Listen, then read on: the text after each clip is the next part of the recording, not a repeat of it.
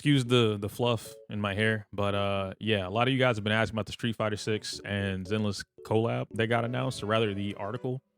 I didn't read it. I mean, by the time you're watching this video, I read it.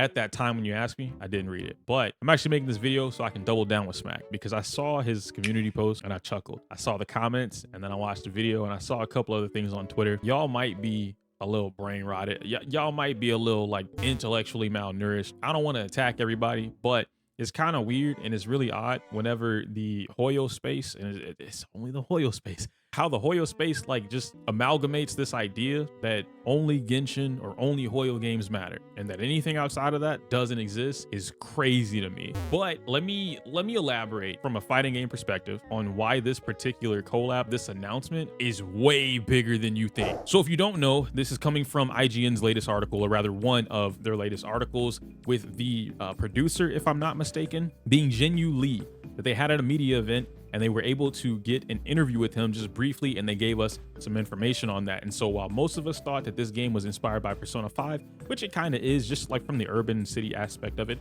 it's actually not the major inspirations of the game. And I'll talk about those in a little bit, because like honestly, that's like two of my favorite things. So it lines up perfectly. The thing that we're talking about right now is going to be Street Fighter 6, or rather Capcom. And Capcom is the most important part here, not so much Street Fighter 6. The reason I say that is because coming from a Street Fighter player primarily, especially Street Fighter 6, Capcom has already put inside of Street Fighter 6 at least, we've had what, 4 different collabs now, and this spans across a number of Capcom's games. In fact, anything Capcom is 9 times out of 10, it's lined up to have its own collab within another franchise from Capcom. So when it comes to Street Fighter, while I'm looking at this from a collaborative perspective, and I'm assuming other people like, oh yeah, man, I totally wait for like Ken or Chun-Li to be in the game. I don't think we're gonna get a Chun-Li or Ken or Cammy or Nabuki. As much as I would love them to be in the game, I don't think we're gonna get that. But what you can look at, and this goes into what I'm saying here about the implications that are not being looked at when it comes to a Zenless X anything collab, but in particular Capcom. As of right now, Capcom has some of, if not the best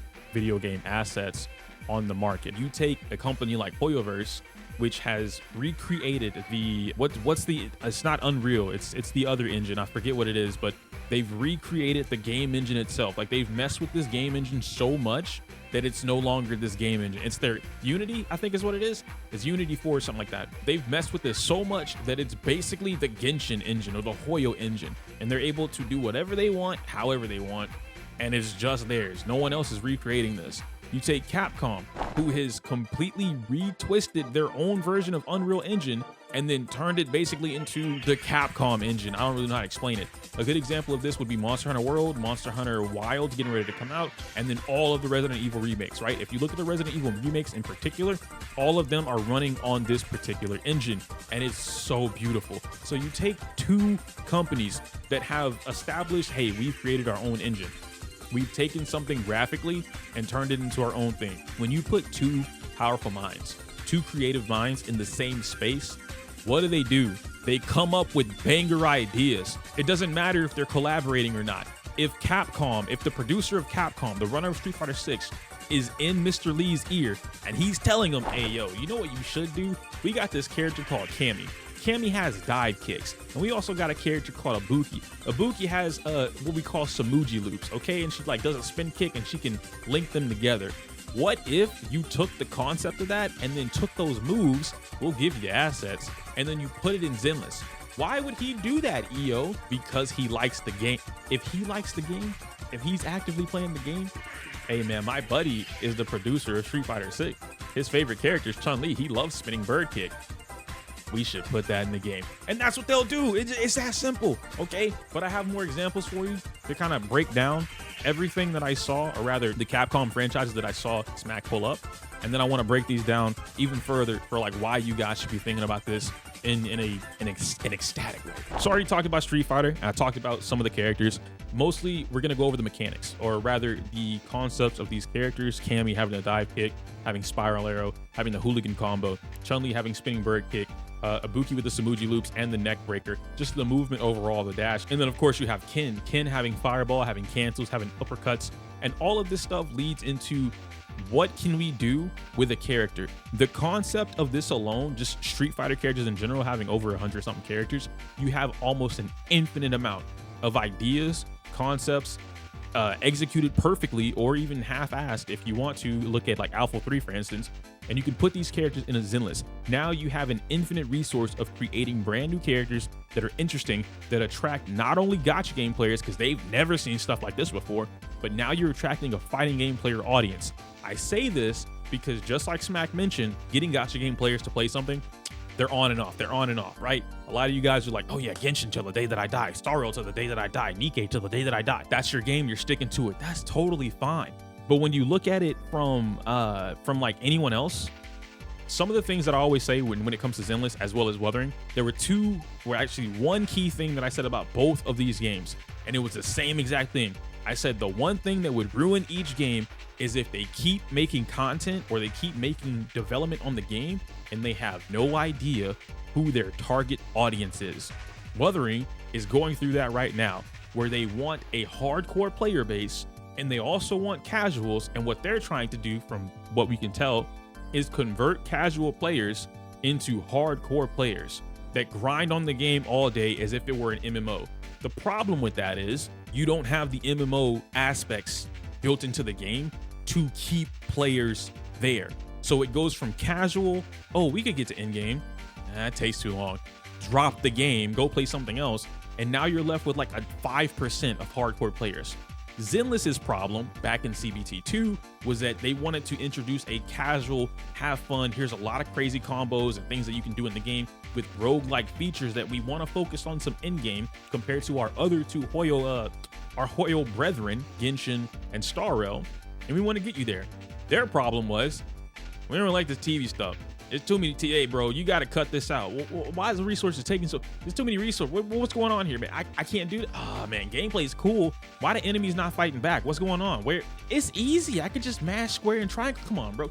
They had a problem. So now neither developer could figure out what the target audience is. If in the event talking to Street Fighter developer, talking to Capcom, helps them clear their mind, going, because we've heard some things. I know some things. Can't talk about it publicly, but CBT3. Going into the final version, hey, they changed some stuff, okay?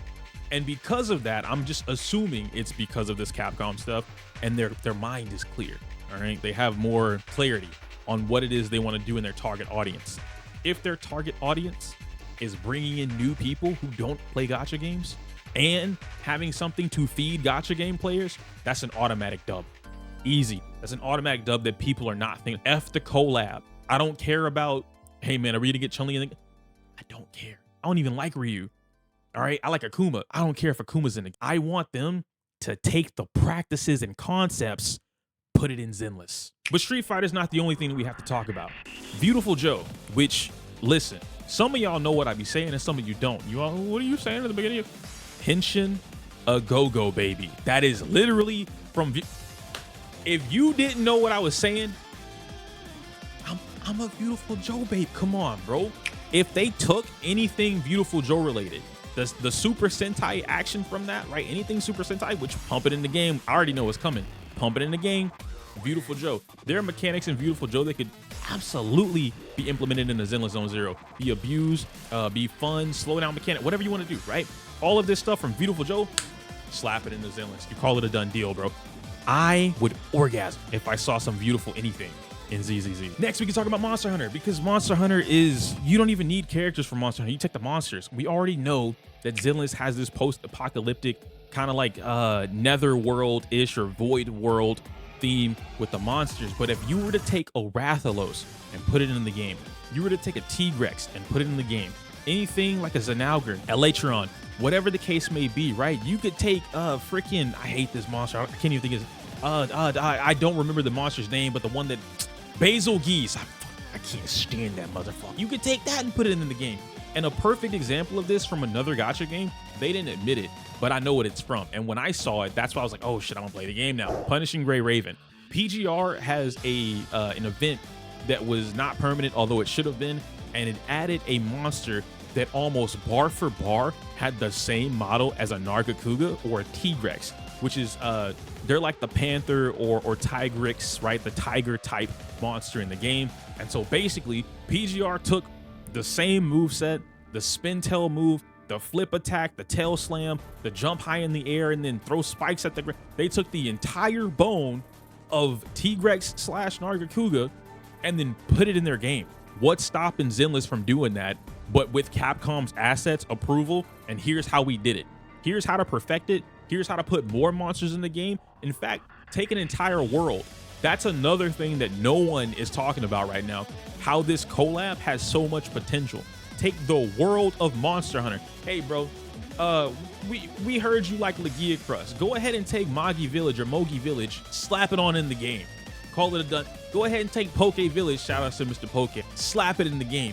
You want the Frost Mountain from the Poke Mountains? Go ahead and slap it in the game. Go ahead and put Tigrex and Blagonga. Endless potential. You have the monster mechanics, right? The Clutch Claw is another thing that we could talk about. Swimming is another thing, or underwater combat is another thing. I would love if we got underwater combat in ZZZ. Moving into Devil May Cry, because air combos, cancels, the actual like literally stylish combo. And you just cling, cling, cling, and you see the little swords, and it goes stylish, devilish. All that stuff from Devil May Cry would be slapped into ZZZ, and you would call it a done deal. I'm telling you, the potential that collabing with Capcom out of all companies for ZZ, not Hoyo, for ZZZ to have is it puts them on top of the map. The way that I'm geeking out right now is the same way that anyone from the FGC would be geeking out right now. If anybody from the FGC saw ZZZ and they, oh yeah, man, you know, hey bro, they put Cammy and Chun-Li in the game. What do you mean by that? Yeah, the new collab banner, they put Cammy and Chun-Li in the game. Like in Zenless, there's a Cammy and Chun-Li that are, you know, modified to fit the Zenless world, and they have Spiral Arrow, Spinning Bird Kick, her dive kick, and Kikosho as their special moves. They got ultimates, like they got a burst move. Oh yeah, bro, they got a burst move. They got like Ultra Kikosho or whatever. You know how fast they're gonna download the game, and then it's like, oh yeah, bro, you can guarantee the character at $100. Easy, take my money. We don't care. The FGC is not as, I don't really stoic. I don't know how to explain it, but you guys have this weird, from what I've saw in the comments, y'all have a weird interpretation of what the FGC likes and will do versus what we don't do. Support a content creator? We not gonna do that. We as in them, not me.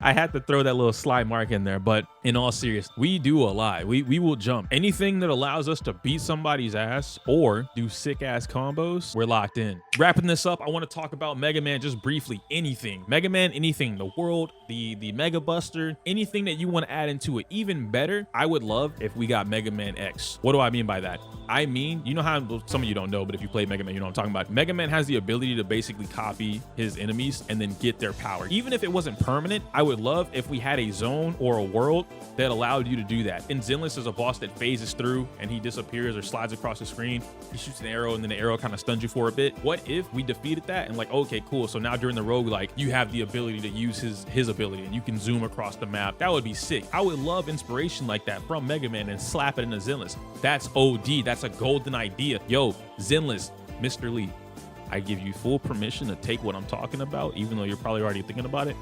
Just go ahead and implement it. I want 5%, but go ahead and implement it, right? You know what? Not even 5%. Give me all the pulls. I don't want to have to spend money. I don't want to pull for anything. Give me guaranteed or 5%, and then I'm gonna just spend it on the game. It doesn't matter. But the last thing that I want to talk about when it comes to all that is Digimon World, which Digimon World is the thing that that is the other inspiration. If we scroll down here, we can see Zenless Zone Zero inspirations. Lee acknowledged that the ZZZ team received many comparisons to Persona 5, with both sharing a stylish city setting. Why does it sound like I'm saying shitty setting? City setting, though. He said they're hoping to create something unique. And though there may be some visual and musical similarities, the heart of the game doesn't have its root in Persona. Aside from the urban setting, one element that reminds Persona players like myself, which like myself is him, of Atlus's series is ZZZ's time system. Similar to Persona 5, ZZZ has 4 points in the day with different activities available as time passes with mission completion and other triggers. Lee explained his inspiration for ZZZ's time mechanic was actually instead from a much older game important to his childhood, fucking Digimon World. Bro, I need y'all to understand, when I read this, when I heard about this, I lost it. Digimon World, I know I'm like a huge Pokemon fan, right? Digimon World is my jam. That's it. If you talk to me about Digimon World, I'm in there. World 3 is my favorite game, especially from the PS1. So when I saw that and I'm like, yo, Digimon World, the time system, that makes a lot more sense now. I can imagine different mechanics being in place in the ZZZ. The Bang Boos, now that I'm thinking about it, are basically Digi-Eggs, or rather the baby form of the Digimon after it comes out of the Digi-Egg. But same thing, developing a Bang Boo, if they were to change that and make it work in a different type of way, where you can essentially breed Bang Boos or like have them make offspring with better stats, that would also be something they could take advantage of, or rather take inspiration from with Digimon World. I don't think it stops here at the time setting. I think it actually goes deeper than that.